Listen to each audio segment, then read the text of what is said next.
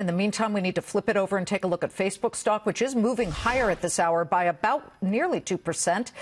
This after Facebook CEO Mark Zuckerberg's mea culpa tour took a detour. The tech CEO, embattled in the wake of the privacy scandal, penning an op-ed in the Wall Street Journal entitled "The Facts About Facebook," where instead of continuing his apologies, vigorously defended his platform. He insists Facebook never sells users' data.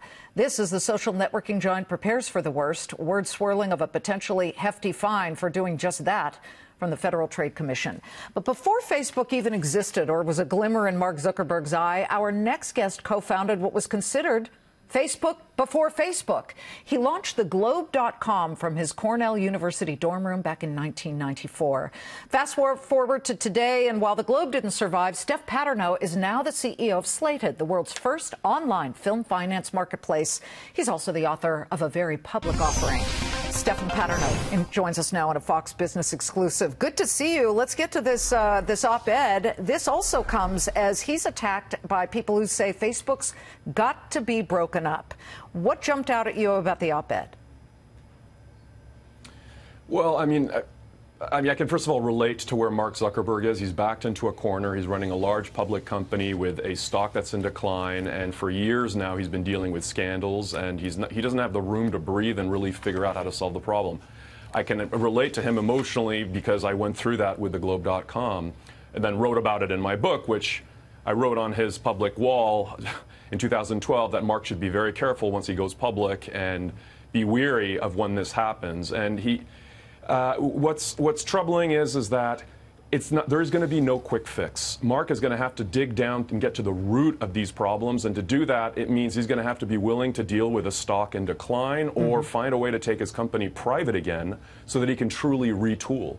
And what's a little bit disingenuous, I think, is that even though technically he speaks in the op-ed piece about not selling third-party data, the truth is that he hoards vast amount of data to do micro-targeting. It's something that we use at Slated. It's something that everyone in the world uses, even the Russians. I agree with you, and I don't know if he's on a different planet, but everybody knows about the Cambridge Analytica drama of last year, and it was a scandal where users' data was somehow gotten into the hands of other organizations without data users' knowledge, and therefore the stock has really taken a hit since then in the past year. Tell me what you think, though, as he battles these negative headlines. Could advocacy groups who are urging for the breakup of Facebook somehow be successful? Maybe. I mean, it has become monopolistic. So whether breaking up Facebook or getting regulated, I mean, and the joke is Mark Zuckerberg knows as well as you and me that regulators, policymakers are woefully unprepared and unskilled enough to understand the technology, the complexity of it, and how to regulate it. So even though they'll try, and I think Mark is being honest when he says I think some regulation is necessary, I think that really will be a false resolution for all of the internet users. I think true innovation is actually already underway with a new generation of entrepreneurs, some of whom are building up the blockchain and hope to create new decentralized social networks in the future.